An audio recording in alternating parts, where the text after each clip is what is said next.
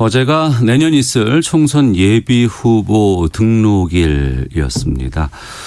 선거법 이때까지 확정짓지 못했으니까 국회는 여러 가지 좀 어려움에 지금 처해 있고 진통 겪고 있는 상황이죠.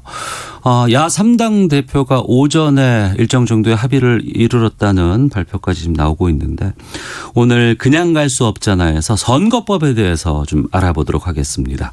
선거법이 뭐길래 이런 주제로 좀 말씀 나눠보죠. 이종근 시사평론가 나오셨습니다. 어서 오세요. 네, 안녕하십니까. 이종근입니다. 네. 국회 패스트트랙 상정이 지난 4월이었고 선진화법 위반한 국회의원 무더기 고발도 있었고 199개 법안의 필리버스터 시도도 있었습니다.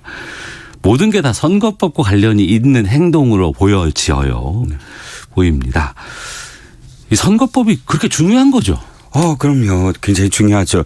그러니까 일단 국회의원들한테는 더없이 중요하죠. 그 무엇보다 중요하겠고요. 왜냐하면 자기가 큰 배지를 달 수 있느냐 없느냐 다시 달 수 있느냐 이 문제였고 또 국민들로서는 사실 투표라는 게 총 대신 드는 거잖아요. 네. 투표가 만약 없으면 우리들은 총을 들고 내전을 할 겁니다. 국민의 힘이고. 그렇죠. 예. 그러니까 이 투표에서 내 권리를 어떻게 행사하느냐가 이 법안에 담겨 있거든요.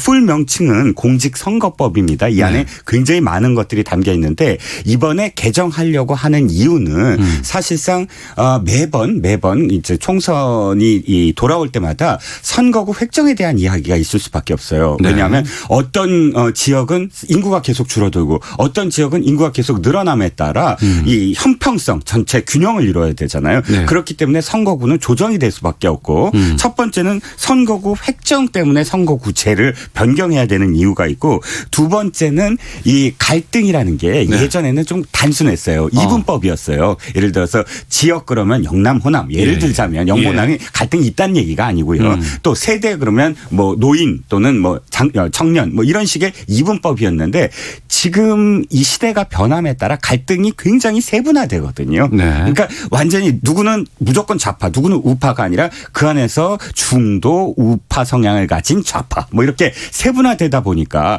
당이 다당제가 돼버려요. 네네. 소수당들이 많이 생기고 그러다 보니까 여기에 대해서 선거의 어떤 방법도 한번 바꿔보자. 이런 이야기가 해를 거듭할수록 이제 나오게 되거든요. 그런 모든 것들을 사실은 합의에 의해서 바꿔나가는 것이 바로 선거법 개정입니다. 네.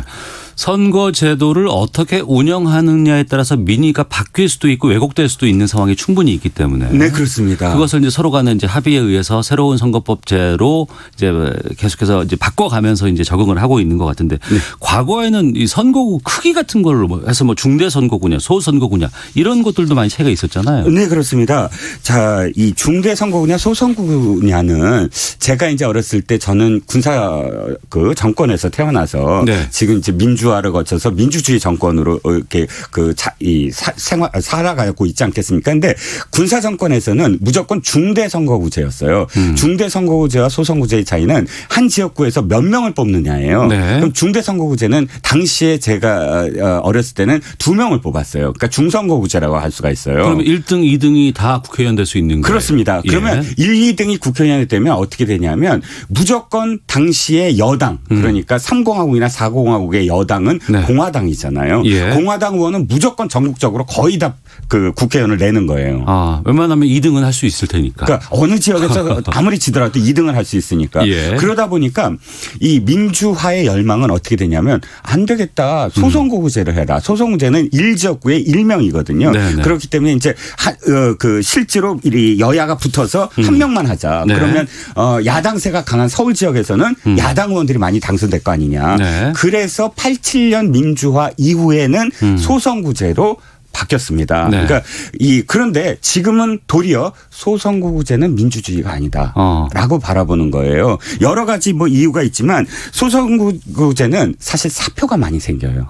그러니까 소선거구제는 무조건 몇 퍼센트를 받는지 상관없이 적게 받더라도 이 전체에서 가장 많이 받은 사람이 되는 거거든요. 그러니까 이긴 사람이 나머지 다른 의견을 다 독식해 버릴 수밖에 없는 선거 제도죠. 그렇습니다. 예를 들어서 20%만 투표를 해도 나머지 80%가 다 쪼개서 수많은 그런 후보들이 다 나눠 가지면 전체 100%에서 20%의 의견만 받아도 그냥 국회의원이 되는 그런 상황이거든요. 그래서 지금은 소선거제가 아니라 우리 중대선거구제나 혹은 보완해서 여러 가지 비례대표제를 바꾼다든지 석패율을 한다든지 여러 가지 방안이 그래서 논의가 되는 겁니다. 그 여러 가지 방안이 나오다 보니까 참 그걸 이해하기 힘든 게 많은데 그 연동형, 준연동형, 뭐 연동형에 캡을 씌운다 이 차이를 좀 간단히 좀 정리해 주세요. 간단하지가 않아서 해 주셔야 됩니다. 간단하게 그러면 연동형은 이겁니다. 그러니까 연동형은 전체 의석수가 중요해요. 네. 그러니까 이 득표율이 있잖아요. 예를 들어서 정의당을 제가 한번 설명을 해드릴게요. 정의당의 전신인 민주노동당이 보통 평균 17대부터 10% 정도의 득표율을 받아요. 네. 10%라면 300명 중에 30석이네요. 30석이에요. 예. 이게 연동형입니다. 무조건 30석을 주는 거예요. 예. 그러니까 이 그러니까 그 정의당이 만약에 10%를 받았다 그러면 지역구에서 한 명이 당선된다. 극렬하게 좀 얘기를 해서 한 명이 당선된다 그러면 나머지 비례에서 29명을 다 비례를 넣어주는 거예요. 네. 그러니까 그래서 전체 득표율에 따라서 의석수를 배정하는 게 연동형이에요. 하지만 거대 뭐 여당이나 야당이나 그쪽이 지역구에서 퍼센테이지를 넘는 걸 당선되면 비례는 아예 없겠군요. 비례는 아예 없는. 맞아요. 네. 그게 이제 조건입니다. 대신은 예를 들어 80% 이상을 지역에서 전부 다 득표율의 80%를 받는다 그러면 아예 비례를 안 줘버리는 거예요. 네. 그러면 어떤 결과가 나오냐면 300석을 넘을 수가 있어요. 그렇겠네요. 연동형의 상황은 그렇습니다. 그래서 독일 같은 경우는 사실 이게 이 높낮이가 있어요. 늘 이게 정확하게 몇 명이다라고 정해지지가 않아요. 그런데 그러다 보니까 우리나라는 어떤 상황이냐면 국민들이 절대 300석은 넘길 수가 없어라고 반대를 하거든요. 국회의원들에도. 그러니까 준연동형이라는 걸 이번에 처음에 1년 전에 합의를 한 거예요. 준연동형은 어떻게 되냐면 일단 50%의 연동을 하자. 100%가 아까 연동형이었고 50%를 하자 그러면 이 지역구를 50이라고 했을 때 50에 50%만 일단 그 연동형으로 하는 거예요. 네. 그리고 그게 주고 예를 들어서 20석을 줘야 되는데 20%를 주는 게 아니라 10%만 반만 주는 거예요. 그런 다음에 나머지 잔여 의석에서 또다시 득표율에 따라 주는 거예요. 그러니까 전체적으로는 300이면 300을 지킬 수는 있어요. 그러니까 연동형의 그 의미를 그대로 가져가면서도 의석을 초과하지 않게 만드는 게 준연동형인데 이번에 지금 오늘 야3당이 합의하고 민주당이 주장하는 게 연동형 캡이에요. 네. 연동형 캡은 뭐냐면 비례 50석 중에 이번에는 그중에서 그냥 30석만 연동형을 해보자. 그러니까 상한을 두는 거군요. 상한을 두는 거죠. 거기에 캡을 씌웠다 이 뜻이에요. 나머지 20은 지금처럼 현행처럼 그냥 득표율에 따라서 나눠준다. 이게 이제 연동형 캡입니다. 거기에 또 들어오는 게 석패율하고 이중등록까지 나오는 거 아니에요? 예, 그렇습니다. 석패율은 이제 아깝게 석패라는 뜻은 뭐 다 아시지 않습니까? 아깝게 떨어진 후보를 구제하는데 자 이중등록제 석패율의 차는 이겁니다. 석패율은 모든 지역구 후보가 그대로 비례대표 명단으로 가버려요. 그래갖고 누가 더 아깝게 떨어졌느냐에서 지역구에서 떨어진 사람 중에 아깝게 떨어진 사람을 비례로 올려주는 거예요. 그리고 이중등록제는 뭐냐면 일부만 그러니까 전체가 아니라 일부만 이 명단에 올린다. 중요한 건 이게 한 번 한 사람은 계속 할 수가 있어요. 이래서. 그러니까 1번이 석패율인데 1번은 그러니까 한 10선도 가능해요. 이것 때문에. 시간이 없어서 짧게. 바람직한 선거구제 선거법 어떻게 하는 것이 바람직할까요? 우리 20초 남았어요. 유권자들이 생각해야 됩니다. 유권자들이 다수결에 승복한다. 그러면 소선거구제를 유지하는 게 좋아요. 그런데 다수결은 문제가 있어. 그렇게 되면 합의를 무조건 존중해 줘야 돼요. 합의를 존중하고 싶다면 중대선거구나 혹은 비례대표를 넓히는 것.